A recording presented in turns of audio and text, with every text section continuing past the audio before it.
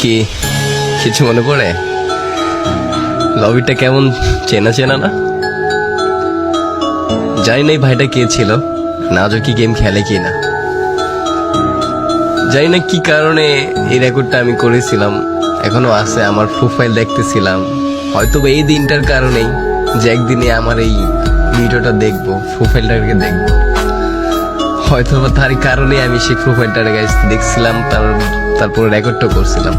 হ্যাঁ, এটা দেখো, এটা কি এই লবিটার কথা মনে পড়ে? এখানে দেখো প্লেয়ার গুলাকে, দেখো কি সব ডিস করে আসে।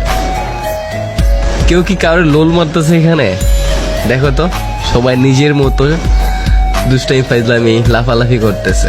আর এখনকার লবিতে যদি দেখে একটা প্লেয়ার ভালো ড্রেস আপ করা, ভালো লেভেল বা গেম মাস্টার প্লেয়ার বা হোক সেটা ভিভেজ, কখন তারে লুল মারবে, কখন তারে ইনসাল্ট করবে, অপমান করবে, বা কখন বলবে শালা বটের বাচ্চা খেলবি 1v1। বাট তার থেকে কিন্তু দেখা যায় মানে যারে সে অপমান করতেছে বা কিছু বলতেছে তারই লেভেল হয়তো বা বেশি। এইসব দেখার পরেও বলবে এই বটের বাচ্চা কাস্টম খেলবি। এটাই 2023-24 ফ্রি ফায়ার মানুষদের মেন্টালিটি, আর 2017-18-19 প্লেয়ারদের মেন্টালিটি কতটা চেঞ্জ ছিল। এই জন্যই মানে আগের গেম প্লে গুলা, আগের মানুষগুলা